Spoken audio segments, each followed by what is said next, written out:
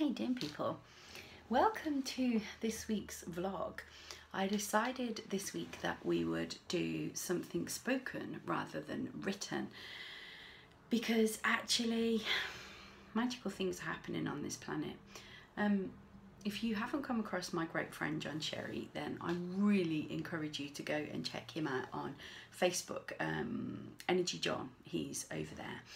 John has got this really magical, amazing gift where he talks about the energy and what's going on the planet right now. And massive things are happening. A portal door has literally just opened for us to step into a really new and amazing magic. And I'm kind of a little bit and knocking my desk and things are moving around. See, there you go, that was a bit of vibration for you.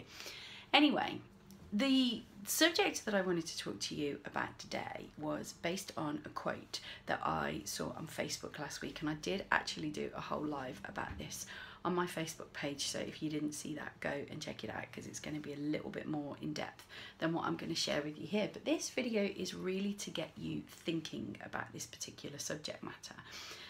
And the reason that I mentioned the portal and John Sherry is because I feel that this is absolutely a huge part of where all of this is right now.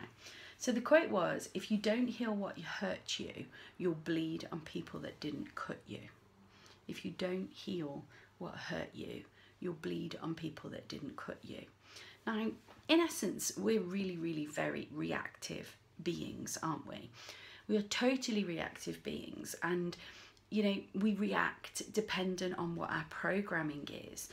As I shared in the other video that I did, you know, social media is an amazing thing, but it's also something that can provoke maybe not the most endearing qualities in us, shall I say, because what happens is a situation happens, and whereas years ago we would have picked up the phone and we would have talked about it, nowadays what we tend to do is take to the internet and take to Facebook. And everybody interprets what we share in their own individual way, which is obviously the magic of life. That said, sometimes what happens is we kind of go in all guns blazing, bull in a china shop. And when we've had a chance to step back and we are not so in the moment about it and we're a little bit calmer, what actually happens is we probably would have reacted in a different way. But it's like the oldie and a goodie, isn't it? Once you've actually kind of laid something down and done it, you know, once you've thrown the plate on the floor and smashed it, you can never put it back together in the same way again. And so we are, as I say, beings of evolution, and simply we've all had hurts, we've all had stuff that has happened in our life that has been challenging for us. For me, it was about a universal lesson. It was about something that the universe, you know, needed us to learn and understand. And there is nothing greater than experience, because you can't necessarily teach somebody something purely by telling them it. You know, the most powerful way for them to learn is to experience it. And so in experiencing it, that is where the power truly comes. But you know, the power of this quote and the power of the message that it's sharing is that we work from old patterns. So one of the patterns I've been working on recently is reacting to certain situations where people hurt me. And my old pattern of when somebody hurt me was actually going and hurting that person more than they hurt me. That's me holding my hands up and saying, look, I am not perfect in any of this. And why was I doing that? When I worked with my coach on this and I started to dig deep into my awareness around what was actually going on here, what I realised is that I was going back to old patterns that were created in my childhood. So I am the third child. I'm the wild card. I am, you know, a little bit what some people would call the black sheep in the family. I'm the one that doesn't conform. I am exactly what my message states. I am unincorporated, more than I've ever been in my life. And basically, what happened when I was younger is it was very much kind of a them and us situation. My brother and sister obviously are both older than me, as I am the youngest. And, you know, because there was three, it was about them being together and having each other, and I was just that little bit younger, that I was really annoying to them. And so, you know, I would want to be involved, I would want to do things to them, but quite frankly, they weren't interested in me. So I ended up being the one that annoyed them. And because I annoyed them, then what that provoked was them to annoy me. But because of the way that we were all constructed, we used to take that kind of a little bit further, and I would push and push and push, and then I would be the one that ended up getting into trouble, and I would then just get really angry.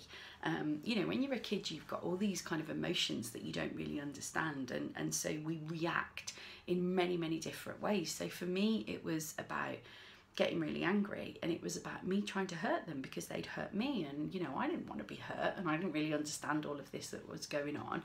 And so it was about trying to like make my own way in this. And actually, you know, the behavior that I was learning and the way to deal with it probably wasn't the best way, but that was what it was. So think about your life. My challenge for you today and for this week is to really very much this week get super aware of stuff that is going on for you. Get super aware of what you are actually doing and how you are actually reacting to situations, and then step back and try and, you know, process, try and take yourself back and think about like past things that have happened and the way that you have reacted and dealt with them, and look at how that is showing up in your life today. Because, you know, ultimately we've got people in our life that are really close to us and that are really dear to us and will pretty much forgive us whatever we do. But then we've got other people in our lives that won't necessarily do that.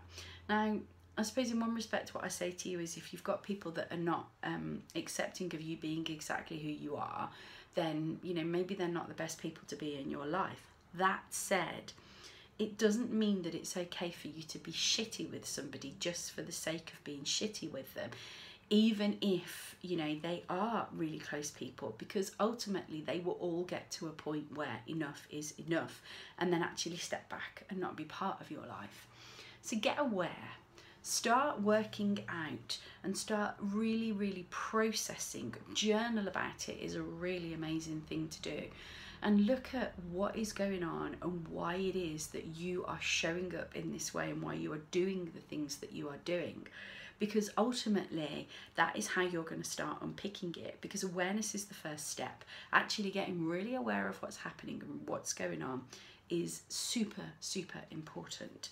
So this is very raw, this is very real, this is CTM Unplugged. I'll catch you in the next episode. See you later.